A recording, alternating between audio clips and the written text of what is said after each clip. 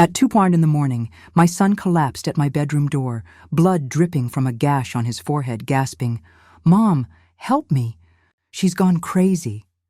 His shirt was torn at the collar, his left eye already swelling into an angry purple bruise, and his hands were shaking as he gripped the doorframe to steady himself. Behind him, the hallway was dark and silent, but I could see his car in the driveway through my window, the driver's door still open, the interior light casting a pale glow onto the wet pavement. It had been raining earlier, and drops of water mixed with blood on his face, creating streaks that looked almost black in the dim light from my bedside lamp. I am Eleanor Hayes. I am 61 years old, and for the past 35 years, I worked as a high school English teacher before retiring 3 years ago. I live alone in a modest 3-bedroom house in suburban Connecticut, the same house where I raised my son David after my husband passed away when David was only 12. That night, seeing my son in such a state, my first instinct was pure maternal panic. I threw off my covers and rushed to him, my heart pounding so hard I could feel it in my throat. David stumbled into my room and practically fell onto the edge of my bed, pressing his hand against his forehead where the blood was coming from. "What happened?" I demanded, already reaching for the tissues on my nightstand to press against his wound. "Who did this to you?" My mind was racing through possibilities. A car accident, a mugging, a bar fight, anything except what he said next. "Claire," he gasped, his voice raw with what I thought was pain and shock. "Claire hit me. She attacked me, Mom, over nothing, over absolutely nothing. I came home from work, and she just went insane." He looked up at me with those eyes that I had looked into since the day he was born. Eyes that I had seen filled with wonder at Christmas mornings, with pride at his college graduation, with joy at his wedding, and now filled with what appeared to be genuine fear and confusion. But here is what my son did not know.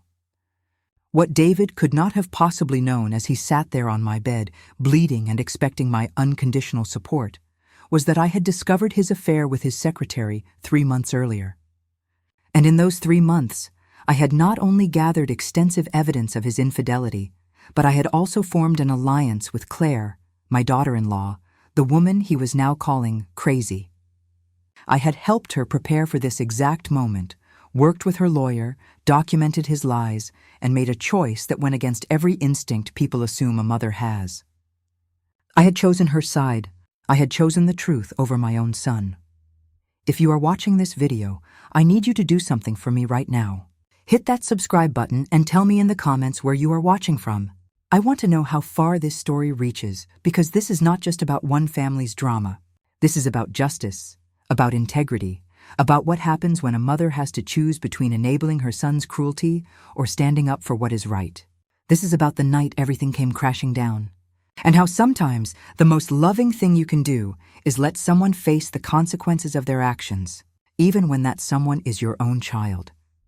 Let me take you back to the beginning, to when things were different, to when I believed my son was the man I raised him to be. David Michael Hayes was born on a cold February morning 37 years ago, 3 weeks early but healthy and strong. From the moment they placed him in my arms, I loved him with a ferocity that surprised me. My husband James and I had tried for years to have a child, and David felt like a miracle. James used to joke that I spoiled David, that I gave in too easily when he cried, that I rushed to solve every problem for him. Maybe he was right. Maybe those early years of overprotection set a pattern that I should have recognized sooner. When David was 12, James died suddenly of a heart attack. One morning he was drinking coffee and reading the newspaper at our kitchen table, and by afternoon he was gone. David took it hard. He became quiet, withdrawn, angry at the world for taking his father. I threw myself into being both parents, working full-time as a teacher while making sure David never felt the absence too deeply. I attended every soccer game, every parent-teacher conference, every school play. I helped with homework late into the night, taught him to drive, listened to his teenage problems about girls and friends, and finding his place in the world. When he got accepted to Boston University with a partial scholarship, I was so proud I cried for an hour. David studied business and finance, graduated with honors, and landed a job at a prestigious investment firm in Hartford. He was ambitious, driven, charming in that easy way that made people want to be around him. He dated casually through his 20s, never anyone serious, always claiming he was too focused on his career to settle down. Then, at 29, he met Claire Richardson at a charity fundraiser his company was hosting. She was 27, working as a marketing coordinator for a nonprofit, with auburn hair and the kindest smile I had ever seen. She was smart, funny, grounded in a way that balanced David's sometimes excessive confidence. When he brought her home for dinner the first time, I knew immediately that she was special. Claire and I connected right away. She was interested in books, loved discussing literature, and did not mind spending hours in my kitchen while I taught her my mother's recipes. She asked about James, looked through old photo albums with genuine interest, and treated David with a mixture of affection and playful teasing that seemed healthy. When David proposed to her after a year of dating, I cried again, this time from happiness. I thought, this is it. This is the woman who will make my son truly happy. This is the family I had always hoped he would build. They got married in a beautiful ceremony in early June, with white roses and a string quartet playing as Claire walked down the aisle. David's eyes when he saw her that day, I will never forget the look on his face. It was pure love, or at least that is what I believed I was seeing. They bought a house 15 minutes from mine, a charming colonial with a big backyard. I helped them paint the nursery when Claire got pregnant a year later. I was there when Emma was born, holding Claire's hand during labor when David got queasy and had to step out. Emma Louise Hayes, 7 pounds and 6 ounces, with her mother's auburn hair and her father's brown eyes. 3 years later came Jacob. My grandson, another easy delivery, another healthy baby, another expansion of the family I loved. I was the grandmother who babysat every Friday night so David and Claire could have date nights. I was the one who kept the kids overnight when they needed a break. I taught Emma to read, helped Jacob learn his colors, showed up at every birthday party and school recital. Claire and I talked on the phone several times a week. She confided in me about the challenges of balancing work and motherhood, about her decision to go part-time at her job so she could be more present for the kids. I listened and supported and believed that I was watching my son build the kind of marriage and family that would last a lifetime. For 10 years, that is the story I told myself. David was a devoted husband and father. He worked hard to provide for his family. He came to Sunday dinners at my house and helped Emma with her math homework and coached Jacob's little league team. He kissed Claire goodbye every morning and called her during his lunch breaks. From the outside, they looked like the perfect family. Even from the inside, from my perspective as David's mother and Claire's confidant, everything seemed solid, happy, real. But about a year ago, I started noticing small changes. David began working later, missing more family dinners, seeming distracted when he was home. Claire mentioned it to me during one of our phone calls, her voice carrying a note of concern. He says there is a big project at work, she told me. I know he is under pressure, but he barely talks to me anymore. When he is home, he is always on his phone. Even at dinner, he is texting. When I ask about it, he gets defensive, says I am being clingy. I reassured her the way I had been reassuring her for years. David's always been driven when it comes to his career, I said. Remember when he was working on that merger 3 years ago? He was the same way. Once the pressure eases, he will be back to normal. He loves you, Claire. That much I know for certain. 6 months ago, the late nights became even more frequent. David started taking weekend business trips, something he had rarely done before. Claire's worry deepened. She asked me if I thought something was wrong, if maybe David was unhappy. I defended him. God help me, I defended him to her face. He is probably just stressed, I told her. Men sometimes withdraw when they are dealing with work pressure. Give him some space. Make sure he knows you are there for him, but do not push too hard. He will come around. I believed what I was saying. I truly did.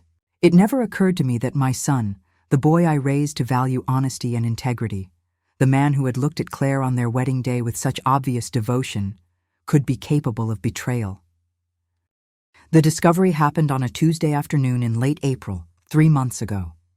I had driven to David's office to drop off some documents he had left at my house the previous Sunday, tax forms he needed to file. His secretary told me he was in a meeting, but that I could leave the papers on his desk. I knew where his office was. I had been there several times before. As I walked down the hallway, I heard laughter coming from one of the conference rooms, David's laugh, unmistakable, and a woman's voice, light and flirtatious. The door was slightly ajar. I should have kept walking. I should have left the documents and gone home. But something about the tone of that laughter made me pause. I stepped closer to the door, not quite close enough to see inside, but close enough to hear clearly. "When are you going to tell her?" the woman's voice asked. There was an intimacy to the question that made my stomach drop. "Soon," David replied, and his voice was different, softer, more vulnerable than I had heard it in years. "I just need to figure out the right timing. Claire is already stressed about her job situation. And my mom, she adores Claire. This is going to devastate her." The woman laughed again. "Your mom will get over it. Mothers always support their sons in the end. Besides, once she meets me, once she sees how happy you are, she will understand." I felt like I could not breathe. My hand was shaking as I pushed the door open wider, just enough to see inside. David was sitting on the edge of the conference table, and standing between his knees was a young woman I recognized as Jessica Turner, his secretary. She was 28, blonde, dressed in a tight skirt and heels, her hand resting possessively on his shoulder. They were not quite kissing, but their faces were close, intimate in a way that left no doubt about the nature of their relationship. David saw me first. The color drained from his face, and he jumped up so quickly that Jessica stumbled backward. "Mom," he said, his voice strangled. "What are you doing here?" I could not speak. I just stood there, clutching his tax documents, staring at my son and this woman, my mind trying to process what I was seeing, what I had just heard. Jessica recovered first, smoothing her skirt and giving me a smile that did not quite reach her eyes. "Mrs. Hayes," she said, her tone professional now, as if she had not just been discussing stealing my son from his wife. "I did not realize David was expecting you." I found my voice then, though it came out colder than I had ever heard it. "He was not expecting me. I was just dropping something off. But clearly I have interrupted something important." David tried to salvage the situation. He walked toward me, hands out in a placating gesture. "Mom, this is not what it looks like. Jessica and I were just talking about a client situation. You misunderstood what you heard." I looked at him, really looked at him, and saw a stranger. This man standing in front of me, lying so easily, so desperately, was not the son I thought I knew. "Do not insult my intelligence, David," I said quietly. "I know exactly what I walked in on." I turned and walked away, my legs somehow carrying me down the hallway, through the reception area, into the elevator. David followed me, calling my name, but I did not stop until I reached my car in the parking lot. He caught up with me just as I was unlocking my car door, his hand reaching out to grab my arm. I pulled away from him sharply, and the look on my face must have stopped him because he took a step back, his hands dropping to his sides. "Mom, please," he said, and his voice cracked with what sounded like genuine desperation. "Please just let me explain. Let me buy you coffee, and we can talk about this like adults." I stared at him for a long moment. This man who was my son, this person I had raised from infancy, and I felt something fundamental shift inside me. "Get in," I said finally, gesturing to the passenger seat of my car. "We will talk, but not in some public coffee shop where you can perform and charm your way out of this. We are going to my house." The drive back to my place was silent, except for the sound of the rain that had started falling. Light drops against the windshield that the wipers pushed away in rhythmic intervals. David sat beside me, his knee bouncing nervously, his fingers drumming against his thigh. I kept my eyes on the road, my hands gripping the steering wheel so tightly that my knuckles were white. My mind was racing, but I forced myself to stay calm, to wait until we were somewhere private before I let him see the full extent of my anger and disappointment. When we pulled into my driveway, David followed me inside without a word, and I could feel the tension radiating off him in waves. I went straight to the kitchen and put on a pot of coffee, more for something to do with my hands than because I actually wanted any. David sat at the kitchen table, the same table where he had eaten breakfast before school for years, where we had celebrated birthdays and holidays, where I had helped him with college applications. He looked smaller somehow, hunched over with his elbows on his knees, his face in his hands. When the coffee was ready, I poured 2 cups, set one in front of him, and sat down across the table. "Talk," I said simply. And do not lie to me, David. I deserve better than that." He took a deep breath and looked up at me, and I could see that he was trying to decide how much to tell me, how much he could get away with minimizing. "It started about 8 months ago," he began, his voice quiet. "Jessica and we were working late on a project together, and we just connected. She gets me, Mom. She understands the pressure I am under at work, the stress of trying to provide for everyone, the weight of all these expectations. Claire, she is wonderful, but she does not understand that part of my life anymore. She left her career, she is focused on the kids, and I feel like I am carrying everything alone." I felt my jaw tighten as he spoke, as he tried to frame his betrayal as somehow being Claire's fault, as if my daughter-in-law's decision to prioritize their children made her less worthy of his faithfulness. "So you decided to have an affair," I said flatly, "because your wife, who gave up her career to raise your children, who manages your household and takes care of every detail of your family's life, does not understand you anymore." David flinched at my tone, but pressed on. "It is not that simple, Mom. I still love Claire. I do. But I am not in love with her anymore, not the way I am with Jessica. What Jessica and I have, it is different. It is passionate and exciting, and I feel alive when I am with her in a way I have not felt in years." I took a sip of my coffee, using the moment to compose myself because I wanted to throw the cup at him, wanted to scream at him for being so selfish and so stupid. "And what exactly is your plan here, David?" I asked. "You are going to leave Claire? Blow up your family? Destroy your children's sense of security because you feel more alive with your secretary?" He had the audacity to look relieved, as if my question meant I was open to understanding his perspective. "That is what I need to talk to you about," he said, leaning forward. "I am going to ask Claire for a divorce, but I need time to do it right. I need to make sure the kids are prepared, that everyone understands this is not about anyone being wrong or bad. People grow apart sometimes. That is just life." What he said next made my blood run cold. "I need your help, Mom. I need you to help prepare Claire for this. You are close with her. She trusts you. If you could talk to her, help her understand that this does not have to be ugly, that we can do this in a way that is best for everyone, especially Emma and Jacob.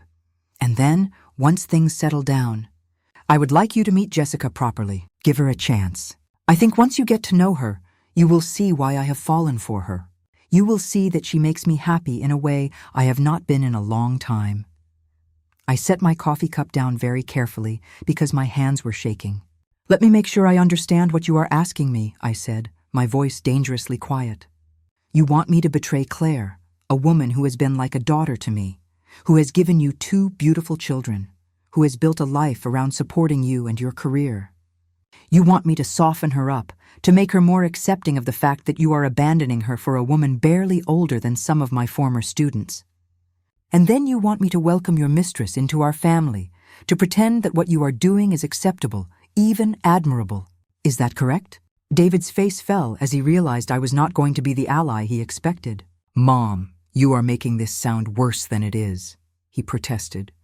"I'm not abandoning anyone. I'm going to make sure Claire is taken care of financially. She will keep the house, I will pay generous child support, and I will still be there for Emma and Jacob. I am not going to be a deadbeat dad. I am just being honest about the fact that my marriage is not working anymore, and I have found someone else who makes me happier. Is that really so terrible? Do not I deserve to be happy?" I stood up abruptly, my chair scraping against the kitchen floor with a harsh sound. "Get out of my house," I said. David looked stunned. "What?" "Mom, please, I need you to understand." I walked to the front door and opened it, standing there with my hand on the doorknob. "I need you to leave right now, David, before I say things that cannot be unsaid. You are my son and I love you, but I am so disappointed in you right now that I can barely look at you. You need to go." He stood up slowly, his expression shifting between hurt and anger. "I cannot believe you are taking her side over mine," he said as he walked toward the door. "I am your son. Your loyalty should be to me, not to her." I looked at him with all the coldness I felt in that moment. "My loyalty is to doing what is right," I told him. "And what you are doing is wrong. When you are ready to be honest with Claire, when you are ready to face the consequences of your choices like an adult, instead of asking me to manipulate your wife for you, then we can talk again. Until then, I have nothing more to say to you." David left without another word, and I closed the door behind him and stood there in my entryway, my whole body shaking with rage and grief. This was my son, the baby I had rocked to sleep, the boy I had raised to be better than this. And he had just asked me to help him destroy a good woman's life so he could chase some fantasy with his secretary. I did not sleep that night. I lay in bed staring at the ceiling, my mind spinning with everything David had said, with the choices I now faced. The easy thing would be to stay out of it, to tell Claire nothing and let David handle his own mess. The loyal thing, according to traditional expectations of motherhood, would be to support my son regardless of his choices, to help him minimize the damage to his reputation and his life. But I kept thinking about Claire, about Emma and Jacob, about what this betrayal would do to them. I thought about my own marriage to James, about how devoted we had been to each other, about how he would be ashamed of the man our son had become. By the time the sun came up, I had made my decision. I was going to tell Claire everything, but I was not going to just drop this bomb on her and walk away. I was going to help her prepare, help her protect herself and her children, help her navigate what was coming. I knew this decision would damage my relationship with David, possibly destroy it completely. I knew some people would judge me harshly for choosing my daughter-in-law over my own son. But I also knew that I could not look at myself in the mirror if I stood by and let David blindside Claire the way he was planning to do. That morning, I called Claire and asked if she wanted to come over for coffee. Just the two of us, while the kids were in school. She sounded surprised but pleased. We had coffee together often, but usually it was more spontaneous. The fact that I was specifically inviting her made it feel more significant. She arrived at my house around 10, wearing jeans and a sweater, her hair pulled back in a ponytail, looking tired but still beautiful. We hugged at the door the way we always did, and she followed me into the kitchen, chatting about how Emma was doing in her reading class and how Jacob had lost another tooth. I let her talk while I poured the coffee, trying to find the right words to begin this conversation. Finally, when we were both seated at the table, I reached across and took her hand.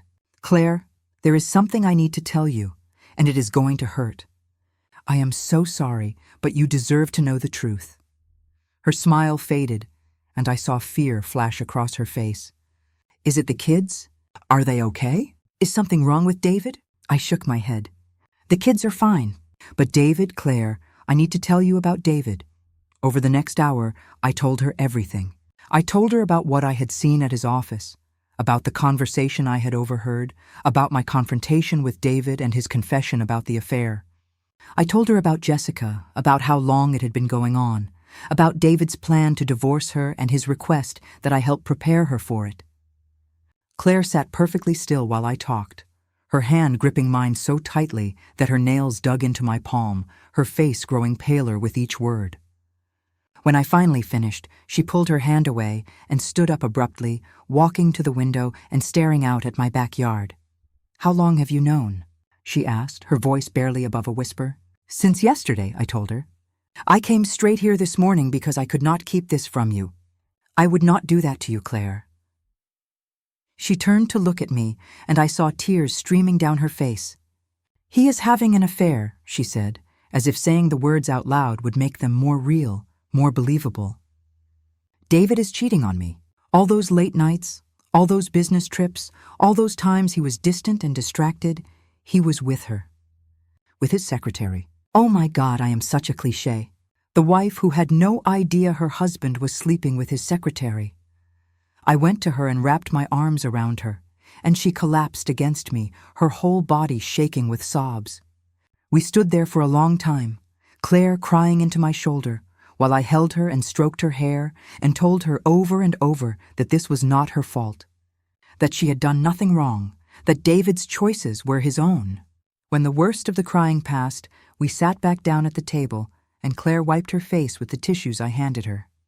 "What do I do?" she asked me. "Eleanor, what am I supposed to do now? How do I even look at him? How do I pretend everything is normal when he comes home tonight?"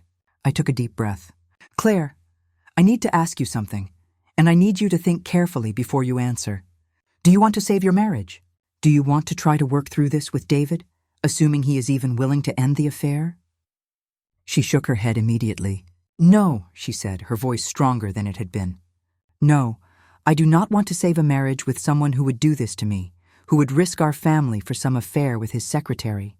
But Eleanor, I am terrified. I have not worked full-time in years. I do not have my own money saved. David handles all our finances. The house is in both our names, but he paid the down payment. I do not even know where to start with protecting myself and the kids." This was the moment where I made the choice that would define everything that came after.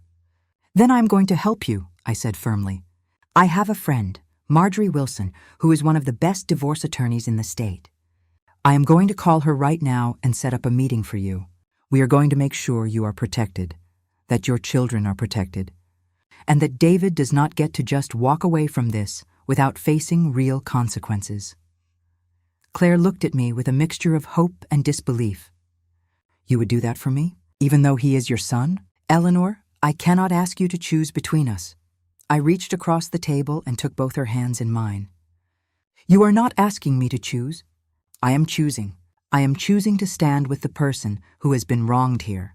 I am choosing to protect my grandchildren from the fallout of their father's selfish decisions. And I am choosing to support a woman who has been nothing but kind and loving to me and my family for the past 10 years. David made his choice when he started this affair. Now I am making mine." Claire started crying again, but these were different tears, tears of relief mixed with the pain. "Thank you," she whispered. "Thank you for telling me. Thank you for being on my side. I do not know what I would do without you." I called Marjorie Wilson that same afternoon, and she agreed to meet with Claire the following day. Marjorie was a woman in her late 50s who I had known for years through a book club we both attended. She had a reputation for being fierce in the courtroom and compassionate with her clients, exactly what Claire needed. That first meeting took place in Marjorie's office downtown, and I went with Claire for moral support.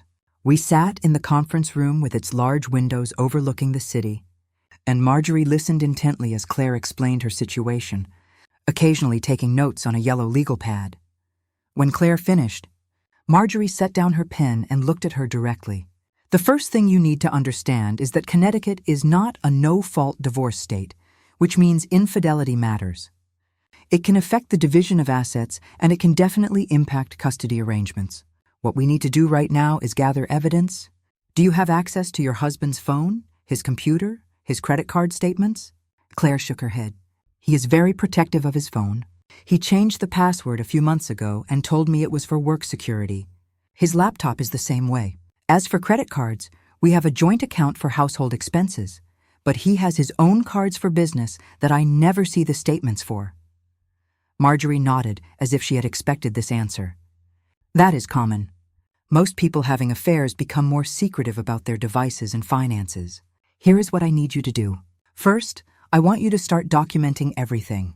Keep a journal with dates and times of when he comes home late, when he takes trips, any suspicious behavior. Second, we need to get copies of all financial documents you can access. Bank statements, mortgage papers, investment accounts, retirement funds, everything. Do you know where he keeps these?" Claire thought for a moment. "There is a filing cabinet in his home office. I have never really looked through it, but I know that is where he keeps important papers." Marjorie continued with her instructions. "Third, and this is crucial, you cannot let him know that you are aware of the affair or that you are preparing for divorce. The element of surprise is going to be your biggest advantage. If he thinks you are clueless, he will not try to hide assets or prepare his own defense. Can you do that? Can you pretend everything is normal while we build your case?" Claire looked at me, her eyes wide with uncertainty. "I do not know if I can look at him every day knowing what I know and not say anything. I do not know if I can lie to him." I squeezed her hand. "You are not lying to him. You are protecting yourself and your children. There is a difference." Over the next 2 weeks, Claire became someone I barely recognized, and I mean that as a compliment. The devastated, crying woman who had sat in my kitchen transformed into someone focused and determined. She followed Marjorie's instructions to the letter. She documented everything in a small notebook she kept hidden in her car. She went through David's filing cabinet one afternoon when he was at work, photographing every financial document she could find with her phone. She even managed to access his laptop one evening when he fell asleep on the couch. finding a folder of emails between him and Jessica that were so explicit and so cruel in their discussions about Claire that she had to step outside to vomit. But Claire brought all of it to Marjorie. The emails, the credit card statements showing expensive dinners and hotel rooms and gifts, the text messages she managed to screenshot from his phone during the brief moments he left it unattended. Meanwhile, I had been doing my own investigation. I hired a private investigator, a man named Thomas Chen, who came highly recommended by Marjorie. I paid him with money from my retirement savings, and I told him I wanted everything: photos, videos, a timeline of David's movements, information about Jessica Turner. Thomas was thorough and discreet, and within a week, he had delivered a comprehensive file that made my stomach turn. The photos showed David and Jessica at restaurants across 3 different towns, clearly trying to avoid being seen by anyone who might know them. They showed the two of them entering and leaving hotels, sometimes in the middle of the workday. There were images of them at Jessica's apartment, taken through her living room window with a long lens, showing them kissing, embracing, clearly intimate. But what Thomas found that proved most valuable was the financial information. Jessica Turner was not just David's secretary. She was also married, though separated from her husband who worked as a contractor in Massachusetts. More importantly, Thomas discovered that David had been funneling company money into a separate account. The embezzlement was not massive, but it was definitely illegal. Over the past 6 months, David had been padding his expense reports, claiming business dinners and travel costs that were actually dates with Jessica. He had also been taking small amounts from client accounts, amounts too small to trigger immediate audits, but that added up to nearly $40,000 that he had transferred to an offshore account. Thomas provided documentation of all of it, and when Marjorie saw the evidence, her eyes lit up. "This changes everything," she said. "This is not just about infidelity anymore. This is criminal behavior. If we play this right, Claire, you are going to walk away from this marriage with everything you deserve." But Marjorie also warned us that we needed to be patient. "We have the evidence, but we need to let David make the first move toward divorce. If Claire files first, he can claim she is being vindictive or overreacting to marriage problems. But if he files, if he is the one who wants out, then we have him on record as the one who destroyed the marriage. Plus, every day we wait is another day we can document his behavior and gather more evidence." So Claire continued to play the role of the unsuspecting wife. She made dinner every night, asked David about his day, kissed him goodbye in the mornings. She even had sex with him when he initiated it, though she told me later that she felt like she was outside her own body during those moments, watching herself go through the motions. David, for his part, seemed to buy the act completely. He had no idea that I had told Claire everything, no idea that his wife was building a case against him. He avoided me during those weeks, did not return my calls, did not show up for Sunday dinners. I knew he was angry with me for not supporting his affair, but he clearly believed that time would change my mind, that eventually I would come around and accept Jessica because that is what good mothers do. They support their sons no matter what. He could not have been more wrong. 6 weeks after I had discovered the affair, I got a phone call from David. His voice was tight with tension when I answered. "Mom, we need to talk," he said. "Can you come to my office tomorrow? There is something important I need to discuss with you, and I would rather do it in person." I agreed, though I had a sinking feeling I knew what this conversation was going to be about. The next day, I drove to his office, signed in at reception, and was led to the same conference room where I had discovered his affair. This time, David was sitting at the table with a folder in front of him, looking nervous but resolute. He stood when I entered and gestured for me to sit down. "Thanks for coming, Mom," he said. "I know we have not talked much lately, and I know you are upset with me about the situation with Claire." I did not correct his minimization of a prolonged affair as a situation, just sat and waited for him to continue. "I have been thinking a lot about what you said, about how I need to handle this responsibly. You were right. I cannot keep living this double life. It is not fair to anyone, especially not to Claire and the kids. So I have made a decision. I am going to file for divorce." There it was. The moment Marjorie had told us to wait for. I kept my expression neutral. "When are you planning to tell Claire?" I asked. David shifted uncomfortably in his seat. That is part of what I wanted to talk to you about. I am going to tell her this weekend. I have already spoken to a lawyer, and he is preparing the paperwork. I am going to offer Claire a very generous settlement. She can keep the house. I will pay substantial child support and alimony, and we will share custody of Emma and Jacob 50-50. I think once she sees that I am being fair about everything, she will understand that this is for the best. I almost laughed at his naivety, at his assumption that money would somehow make his betrayal acceptable. And Jessica? I asked. What is her role in all of this? David's face softened when he mentioned her name. Jessica and I are going to move in together once the divorce is finalized. I have already looked at apartments. We are thinking about something downtown, closer to the office. And Mom, I really want you to give her a chance. I know the circumstances are not ideal, but she makes me happy. She is good for me. I think if you got to know her, you would see that. I stood up then, picking up my purse from where I had set it on the table.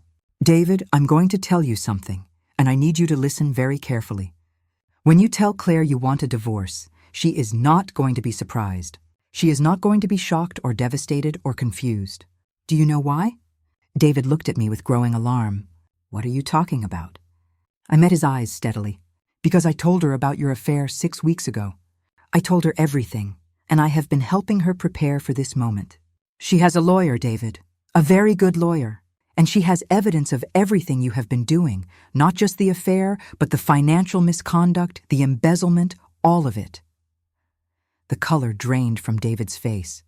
He stood up so abruptly that his chair rolled backward and hit the wall. You did what?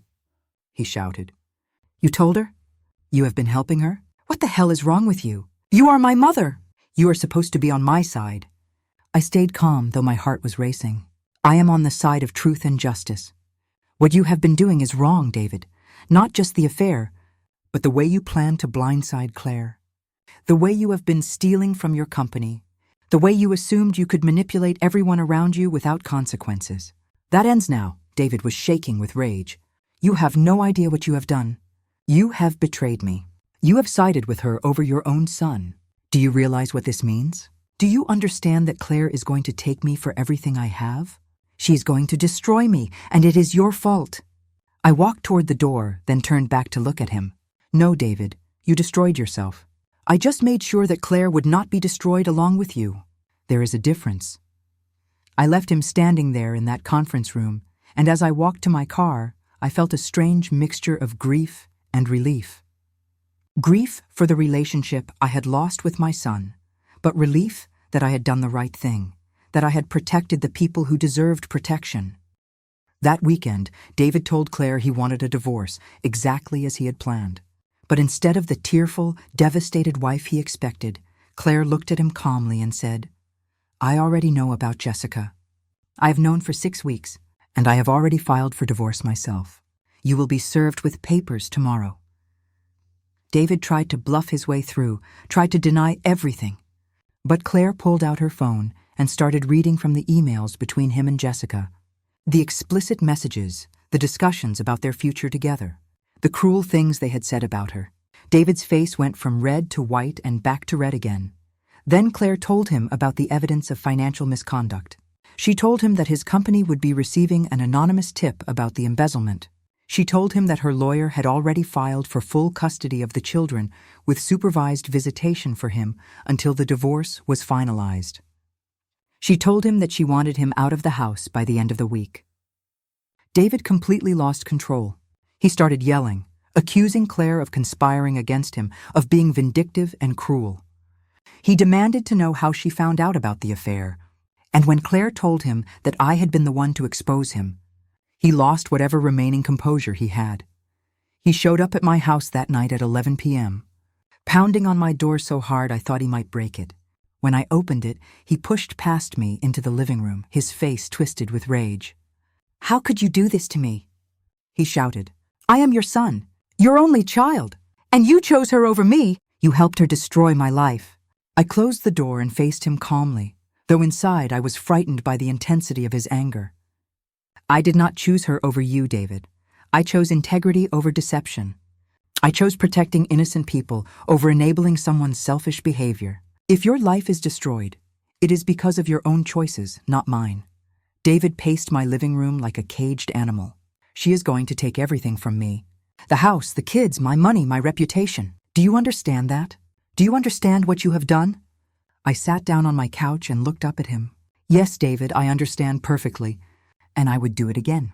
Because what you were planning to do to Claire, the way you were going to blindside her, take advantage of her, leave her with nothing while you rode off into the sunset with your mistress, that was monstrous. You have become someone I do not recognize, someone your father would be ashamed of. The mention of his father seemed to hit him hard. He stopped pacing and stared at me. Do not bring Dad into this. You do not know what he would think. I stood up then, my own anger finally breaking through. I know exactly what he would think. Your father was a man of integrity. He would be appalled by what you have done. He would be disgusted by the way you have treated your wife and children, and he would be horrified that you expected me to help you get away with it. David's face contorted with something between rage and anguish. I cannot believe you are saying this. I cannot believe my own mother is turning on me like this. I walked closer to him, looking directly into his eyes, these eyes that had once been so full of innocence and wonder when he was a child. I am not turning on you, David. I am holding you accountable. There is a fundamental difference between those two things, and the fact that you cannot see that difference is part of the problem. You have spent so long getting your way, having people make excuses for you, that you genuinely believe you are entitled to whatever you want without consequences. But that is not how the world works. That is not how morality works. David's expression shifted from rage to something that looked almost like desperation. What about Jessica? What about the fact that I have found someone who actually makes me happy? Do I not deserve happiness, Mom? Or am I supposed to stay in a marriage that makes me miserable just to keep up appearances? I shook my head slowly. You do not get to rewrite history, David. You were not miserable in your marriage. You were comfortable, loved, supported. You had a wife who adored you, and children who worshipped you. What you got was bored. You got tempted by someone younger who made you feel exciting and powerful. And instead of working on your marriage, instead of being honest with Claire about your feelings, you chose to lie and cheat and steal. Those were choices, David, conscious choices. He sank down onto my couch, his head in his hands. For a moment, he looked like the little boy who used to come to me with his problems, expecting me to fix everything. I love Jessica, he said quietly. I know you do not believe me, but I do. What we have is real. It is not just some midlife crisis or whatever you think it is. I sat down in the chair across from him. Maybe you do love her, David, but that does not make what you did right. You do not get to destroy one family to start another and expect everyone to celebrate it. You do not get to commit crimes to fund your affair and expect no consequences. And you certainly do not get to expect me to choose you over doing what is right. David looked up at me, and I saw tears in his eyes for the first time since he had arrived. So what now? You are just going to cut me out of your life? Choose Claire and the kids over me? I took a deep breath before answering. I am not cutting you out of my life, David, but I am setting boundaries. I will not lie for you. I will not help you avoid the consequences of your actions. I will not pretend that what you did was acceptable. If you want a relationship with me moving forward, it will be on the condition that you take full responsibility for what you have done, that you make genuine amends to Claire and your children, and that you get help to understand why you made these choices. He stood up abruptly. So you are giving me conditions now? Telling me how I have to behave to be your son? I stood as well, facing him. You are always my son, David. Nothing changes that. But being my son does not mean I have to enable your worst impulses. It does not mean I have to sacrifice other people to protect you from yourself. David walked to the door, then turned back to look at me one more time. You are going to regret this, he said, his voice cold now. When I am left with nothing, when Claire has taken everything and turned my own children against me, and you realize that you helped her do it, you are going to regret this decision. I met his gaze steadily. The only thing I regret is that it took me this long to see who you had become. I regret that I made excuses for your entitled behavior over the years. I regret that I did not teach you better about consequences and accountability. But helping Claire protect herself and her children, that is something I will never regret. David left without another word, slamming the door behind him hard enough to rattle the windows. I stood there in my living room, listening to his car start and pull away, and then I sat down and cried. Not because I thought I had made the wrong choice, but because it hurt so much to realize that the son I had raised, the boy I had loved with my whole heart, had turned into someone capable of such casual cruelty. The divorce proceedings that followed were brutal. David's company discovered the embezzlement through the anonymous tip that Marjorie had arranged, and they fired him immediately. They also pressed criminal charges, which meant David suddenly had two legal battles to fight simultaneously, the divorce and the embezzlement case. His lawyer tried to argue that Claire had entrapped him, that the evidence had been gathered illegally, but Marjorie demolished every argument. The photos from the private investigator were taken in public places where there was no expectation of privacy. The financial documents were ones Claire had legal access to as his wife. The emails had been obtained from his laptop during a moment when it was unlocked in their shared home. Jessica Turner also faced consequences. Her husband, upon learning about the affair, filed for divorce and made sure that everyone in their social circle knew why. Jessica's reputation in the professional community was destroyed. She was let go from David's former company for having an inappropriate relationship with a superior, and she found it difficult to get another position in the same field. The affair that had seemed so exciting and passionate when it was secret became sordid and shameful when exposed to daylight. Within 2 months of everything coming out, Jessica had broken up with David, telling him through a text message that she could not handle the drama and stress. David tried to contact me several times during this period. He left voicemails that alternated between angry accusations and desperate pleas for help. He showed up at my house twice more, but I did not let him in. I told him through the closed door that I would be happy to talk to him when he was ready to have a civil conversation and take responsibility for his actions. But until then, I had nothing to say to him. After the second attempt, he stopped trying. I heard through mutual acquaintances that he had moved in with a friend, that he was struggling to pay his legal fees, that he looked terrible, like he had aged 10 years in a matter of months. The custody hearing was particularly difficult. I had to testify, and I knew that anything I said would either help or hurt David's case. Marjorie had prepared me carefully, explaining that I should simply tell the truth about what I knew and what I had witnessed. When I took the stand, David's lawyer tried to paint me as a vindictive mother-in-law who had turned against her own son out of spite. But Marjorie's questions allowed me to explain calmly and clearly what had happened. How I had discovered the affair, how David had asked me to help him manipulate Claire, how I had chosen instead to help Claire protect herself and her children. I talked about Emma and Jacob, about how they deserved stability and honesty in their lives. I talked about the values I had tried to instill in David and how disappointed I was that he had abandoned those values. I talked about Claire's devotion as a mother and a wife and how she had never done anything to deserve the betrayal she had experienced. When I stepped down from the stand, I could not look at David. I could feel his eyes on me, but I kept my gaze forward, walking back to my seat next to Claire in the gallery. The judge awarded Claire primary custody with David getting supervised visitation every other weekend. The judge cited David's criminal charges, his demonstrated dishonesty, and what he called a pattern of prioritizing his own desires over his children's well-being. The financial settlement was equally devastating for David. Claire got the house, 70% of their combined assets, and substantial alimony and child support. The judge made it clear that David's infidelity and financial misconduct had heavily influenced these decisions.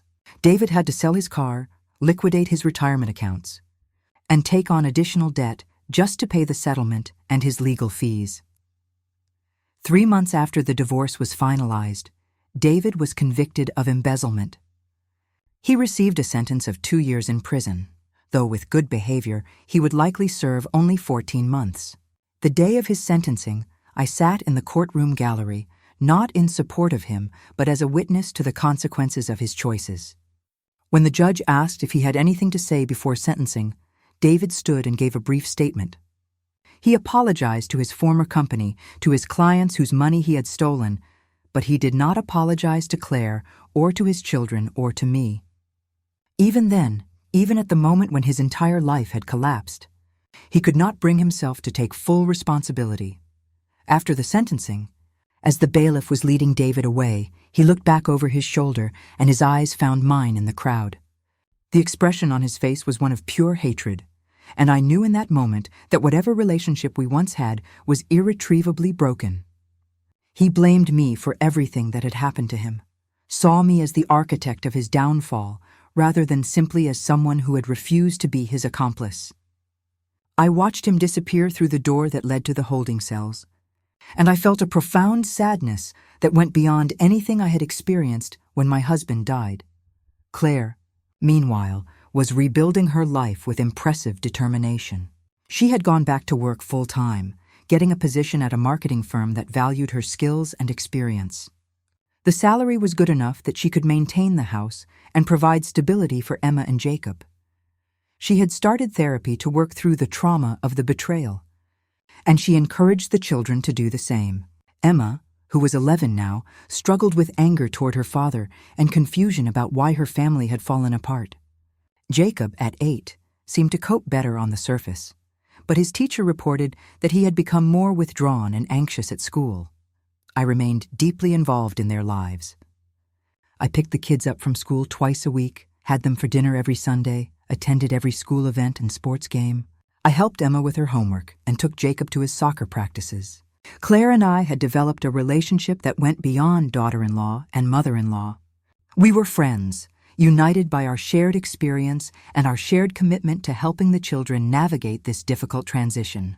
We had coffee together every Saturday morning, sometimes talking about serious things, sometimes just enjoying each other's company and discussing books or movies or the ordinary details of our lives. But the absence of David left a hole in my life that nothing could fill. I thought about him constantly, wondered how he was doing in prison, whether he was safe, whether he was using this time to reflect on his choices, or simply stewing in resentment. I wrote him letters during his first few months of incarceration, trying to explain again why I had made the choices I made, trying to leave the door open for reconciliation if he was ever ready to truly take responsibility. He never wrote back. I sent him books, thinking he might appreciate having something to read, something to occupy his time. Those were returned unopened. 6 months into his sentence, I got a message from David through his lawyer. He wanted me to know that when he got out of prison, he planned to leave Connecticut, to start over somewhere new, where no one knew his story. He wanted nothing more to do with me or with Claire or even with his children. He was going to sign away his parental rights, terminate his child support obligations, and disappear from all of our lives. The lawyer delivered this information in a matter-of-fact tone, as if he were discussing a business transaction rather than a father abandoning his children. When I told Claire about David's decision, she had a complicated reaction. Part of her was relieved that she would not have to navigate co-parenting with someone who had hurt her so deeply. Part of her was sad for Emma and Jacob, who would grow up without their father by choice rather than by circumstance. But mostly, she seemed resigned, as if this was just another confirmation of who David really was. I think I knew this would happen eventually, she told me. The David who could cheat on his wife and steal from his company is the same David who could walk away from his children. At least now Emma and Jacob will not have to keep hoping for a father who never really shows up. Telling Emma and Jacob that their father was giving up his rights was one of the hardest conversations I have ever had to be part of. Claire wanted me there for support, so the 4 of us sat in their living room on a Saturday afternoon. And Claire explained as gently as possible that their daddy had made a decision to live far away and that they would not be seeing him anymore. Emma, who had always been perceptive beyond her years, asked the question we had all been dreading. Does not he love us anymore? Her voice was small and broken, and I saw Claire's composure crack for just a moment before she pulled herself together. Your father has a lot of problems that he needs to work on, Claire said carefully. Sometimes adults make choices that do not make sense to us, that hurt the people around them. But this is not about you or Jacob. This is not because of anything you did or did not do. This is about your father's own issues, his own inability to be the parent you deserve. Jacob, sitting on the couch between his mother and sister, asked quietly, "Is it because of what he did? Is it because he went to jail?" Claire pulled him close. "That is part of it, honey. Your father made some bad choices, and now he is dealing with the consequences of those choices. But instead of trying to fix things, instead of trying to be better, he has decided it is easier to just leave." Emma turned to look at me then, her eyes filled with tears. "Grandma, did you make him leave? Is it because you told Mom about what he did?" The question pierced my heart because I had been waiting for it, knowing it would come eventually. I moved from my chair to sit on the floor in front of Emma, taking her hands in mine. "No, sweetheart, I did not make your father leave. Your father made choices that hurt your mom and hurt this family. When I found out about those choices, I had to decide whether to keep it a secret or tell the truth. I chose to tell the truth because I love you and your brother and your mom, and I wanted to protect you. But your father's decision to leave, that is his choice alone." Emma pulled her hands away from mine. "But if you had not told, maybe he would still be here. Maybe we would still be a family." The accusation hung in the air, and I felt the weight of it settle on my shoulders. Claire intervened gently, putting her arm around Emma. "Honey, we wouldn't have been a real family. We would have been living a lie. Your father was lying to us every single day. He was spending money that should have gone to our family on someone else. He was doing things that were illegal and wrong. Grandma telling me the truth did not break up our family. Your father's choices did that, and Grandma telling me gave us the chance to protect ourselves, to make sure we would be okay." Emma was crying now, and so was Jacob, and I sat there on the floor feeling like my heart was being ripped apart. This was the cost of doing the right thing. These children, my grandchildren whom I loved more than almost anything in the world, were in pain, and part of that pain came from choices I had made. Over the following months, Emma's relationship with me became strained. She was polite but distant, no longer rushing to hug me when I picked her up from school, no longer wanting to bake cookies together on Sunday afternoons the way we used to. She blamed me for her father's absence, and no amount of explanation could convince her otherwise. Jacob, younger and more naturally forgiving, maintained his affection for me, but even he sometimes looked at me with a confusion that hurt almost as much as Emma's anger. I gave them space while still showing up consistently, still being present at every event, still offering love even when it was not fully received. Claire struggled with guilt about Emma's feelings toward me. "She will understand when she is older," Claire assured me over coffee one Saturday. "Right now, she's just a kid who misses her dad and needs someone to blame. You are safer to be angry at than he is because she knows you will not abandon her." I nodded, understanding the logic, but still feeling the sting of Emma's coldness. "I just hope I'm around long enough for her to understand," I said. "I hope she does not spend years resenting me, only to realize too late that I was trying to protect her." David was released from prison after serving 13 months. True to his word, he left Connecticut immediately. We heard through his former lawyer that he had moved to Colorado, that he had gotten a job doing something with sales, that he was trying to rebuild his life far away from the wreckage he had left behind. He never contacted Emma or Jacob, not even to say goodbye. He never contacted me. He simply disappeared from our lives as completely as if he had died, except we knew he was out there somewhere, living a new life, probably telling people a version of his story that painted him as the victim rather than the architect of his own destruction. A year after David's release, on what would have been his 40th birthday, I found myself thinking about him constantly. I wondered if he was happy in his new life, if he had found someone new, if he ever thought about his children or felt remorse for abandoning them. I wondered if he ever woke up in the middle of the night and questioned the choices he had made, or if he had fully convinced himself that everyone else was to blame for his circumstances. I wrote him one more letter, sending it to the last address I had for him, not knowing if he still lived there or if he would even open it if it reached him. In the letter, I told him that I forgave him. Not because what he did was acceptable, but because holding on to anger was poisoning me from the inside out. I told him that I would always be his mother, that if he ever wanted to rebuild our relationship, I would be open to that conversation. I told him about Emma and Jacob, about how they were doing, about Emma's straight A report card and Jacob's winning goal in his soccer championship game. I told him that they deserved better than his absence, but that I was doing everything I could to fill the gap he had left. I told him I hoped he was getting help, therapy, or counseling to understand why he had made the choices he made. The letter came back marked, "Return to sender, addressee unknown." He had moved again, without leaving a forwarding address. Claire started dating again about 18 months after the divorce was finalized. His name was Marcus, and he was a recently widowed father of 2 who worked as a high school teacher. They met at a school event, discovered they had a lot in common, and began seeing each other casually.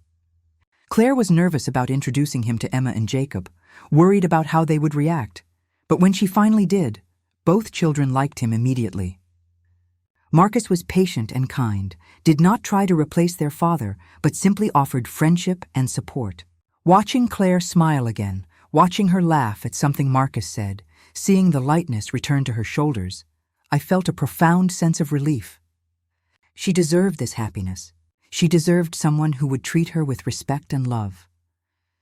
My relationship with Emma slowly began to heal as she got older and started to understand more about what had happened.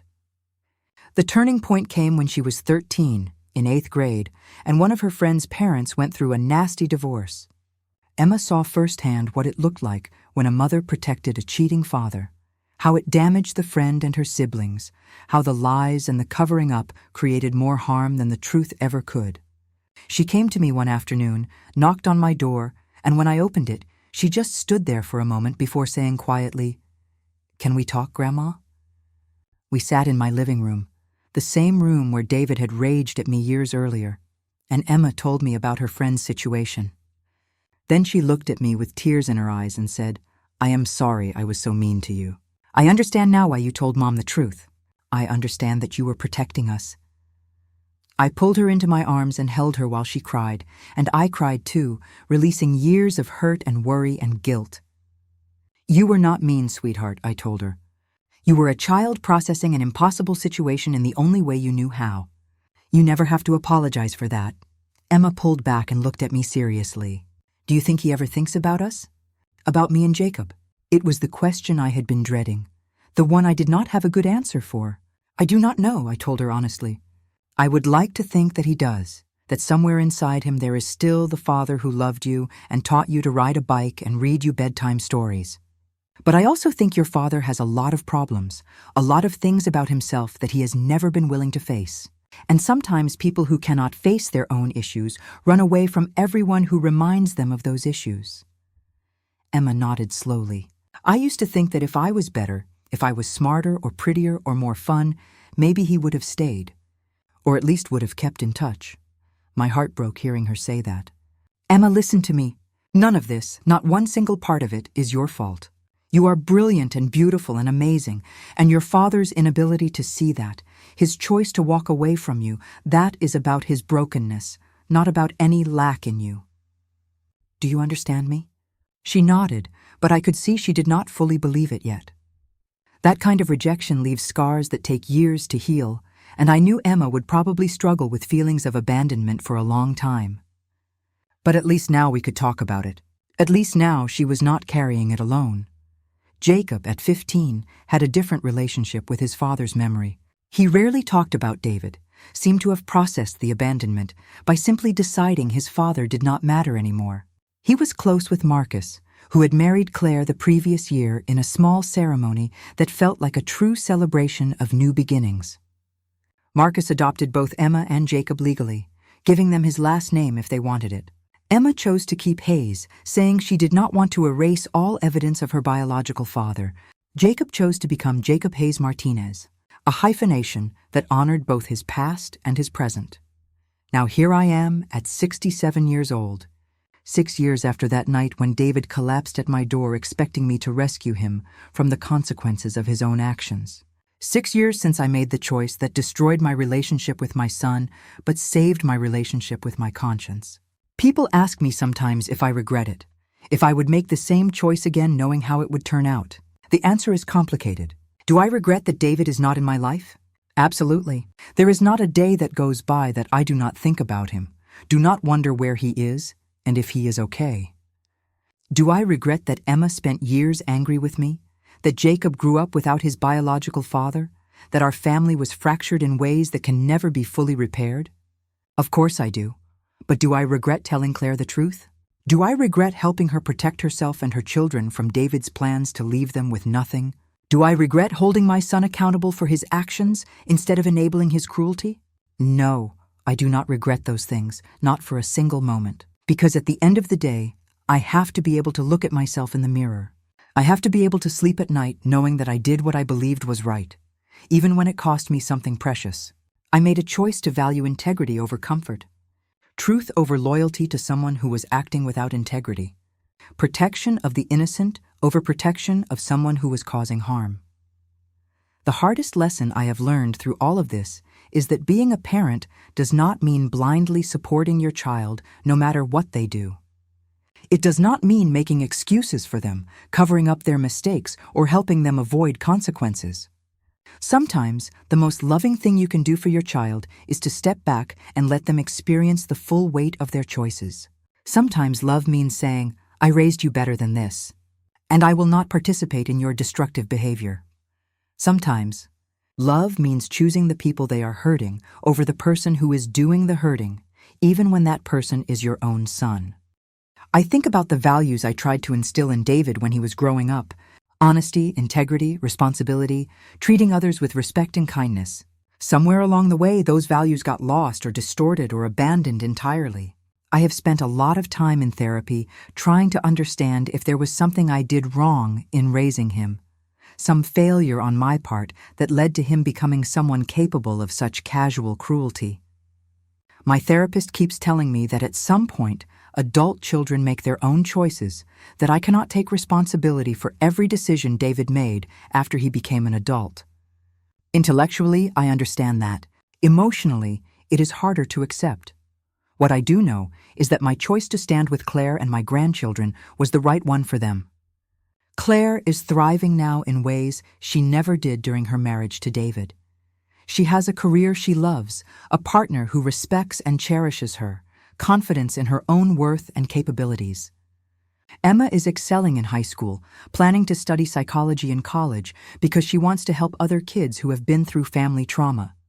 Jacob is a happy, well-adjusted teenager who plays 3 sports and has a tight group of friends. They have both told me multiple times that they are grateful I did what I did, that they are glad their mom had someone in her corner when everything fell apart. As for David, I still hold out a small hope that someday he will do the work necessary to face what he did and why he did it. I hope that someday he will reach out, not to make excuses or demand that I apologize, but to genuinely take responsibility and maybe try to build something new, something honest, with the people he hurt. I hope that before I die, I will get to have one more real conversation with my son, not the angry, defensive version he became, but the person underneath all that pain and ego and fear. But I also know that hope might never be realized, and I have had to make peace with that possibility. What I want people to understand, especially other parents who might find themselves in similar situations, is that family loyalty does not mean supporting family members when they are doing wrong. It does not mean keeping secrets that protect abusers or manipulators or people who are causing harm. Real loyalty, healthy loyalty, means caring enough about someone to hold them accountable, to refuse to enable their worst impulses, even when doing so comes at great personal cost. It means recognizing that sometimes the most loving thing you can do is to step aside and let consequences unfold naturally, instead of rushing in to cushion the blow. The night David collapsed at my door, he expected me to do what I had always done, to put him first, to protect him, to help him avoid the fallout from his own choices. He expected me to betray Claire, to help him manipulate her, to be complicit in his plans to abandon his family for his mistress. He thought that being his mother meant I would automatically side with him regardless of the facts, regardless of right and wrong, regardless of who else got hurt in the process. But I made a different choice. I chose to be the kind of mother who raises children who know that actions have consequences, who understand that betrayal and dishonesty are not acceptable no matter what excuses you make for them. That choice cost me my relationship with my son at least for now, and possibly forever. It cost me years of strain with my granddaughter.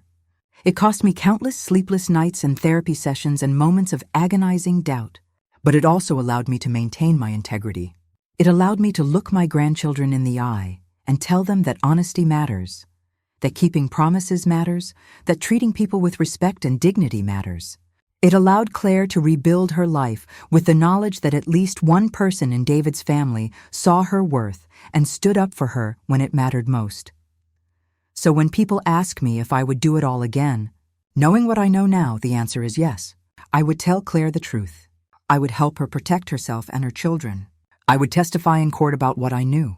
I would write letters to a son who would not write back. I would stand in that courtroom and watch him be led away to prison, knowing that my testimony had contributed to that outcome. I would do all of it again because the alternative, staying silent and letting David destroy Claire and his children without interference, that would have destroyed me in a different but equally profound way.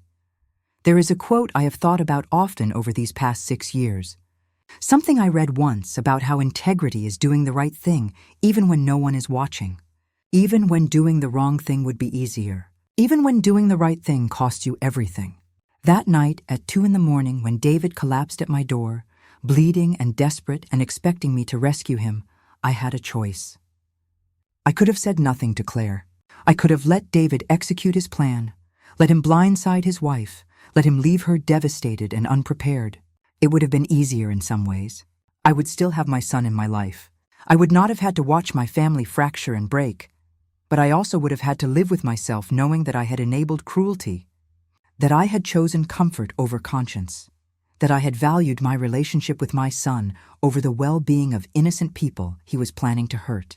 And that is something I could never have lived with. So I made the hard choice, the choice that cost me dearly but allowed me to sleep at night, the choice that broke my heart but kept my integrity intact, the choice that lost me a son but gained me the knowledge that when it mattered most, when the stakes were highest, I stood on the side of truth and justice and protection of the vulnerable. If you are watching this and you have ever had to make a similar choice, if you have ever had to decide between family loyalty and doing what is right, I want you to know that you are not alone. I want you to know that choosing integrity over enabling does not make you a bad parent or a bad family member. It makes you someone with the courage to stand up for what is right, even when it is hard, even when it hurts, even when it costs you relationships you value deeply. And I want you to know that years later, when the dust has settled and the immediate pain has faded into a dull ache, you will be able to look at yourself in the mirror and know that you did the right thing. To anyone who is currently in a situation where they know a family member is doing something wrong, something harmful, I urge you not to stay silent out of misplaced loyalty. Tell the truth. Protect the innocent. Hold the person accountable. Yes, it will be hard. Yes, it might cost you that relationship, at least temporarily and possibly permanently. Yes, you will doubt yourself and question whether you made the right choice.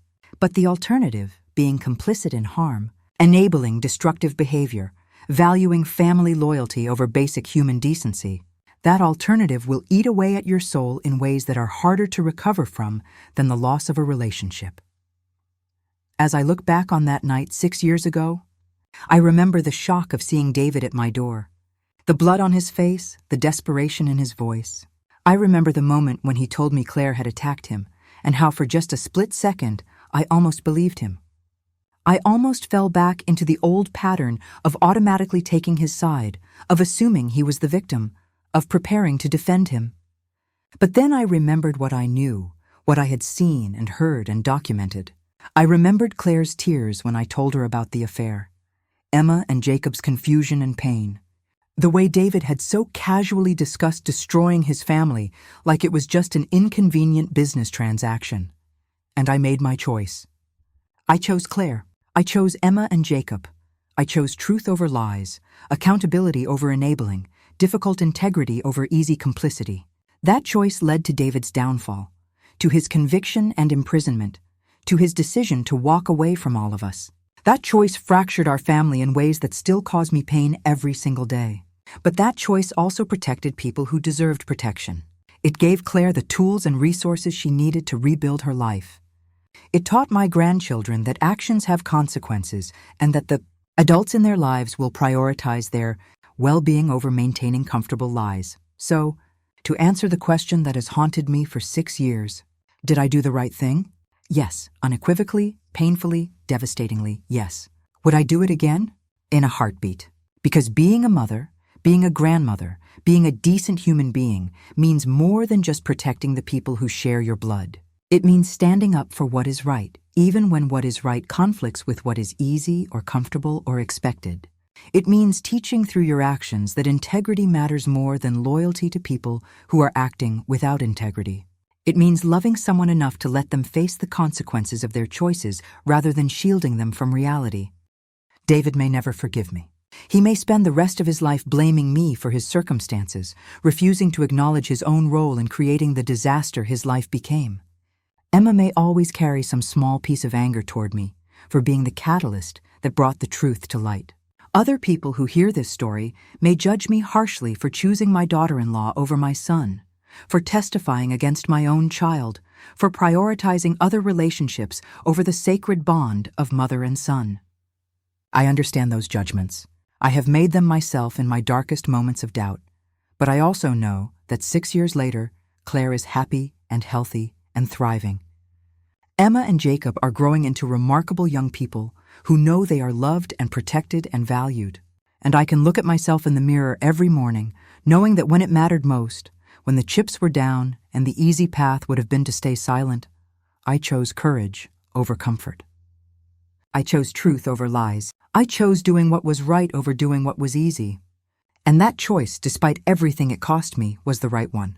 Thank you for listening to my story. Thank you for staying with me through this painful, complicated journey. If this resonated with you, if you have ever faced a similar choice, please share your experience in the comments below. Let us build a community of people who understand that real love sometimes means real consequences, that true loyalty sometimes means holding people accountable rather than protecting them from the truth. Hit that subscribe button and join me in creating a space where we can talk honestly about the hardest choices we have to make as parents, as family members, as human beings trying to do right in a complicated world. Remember, courage is not the absence of fear or doubt. Courage is doing what is right despite the fear, despite the doubt, despite the cost. And sometimes, the most courageous thing you can do is refuse to be complicit in someone else's cruelty, even when that someone is your own child.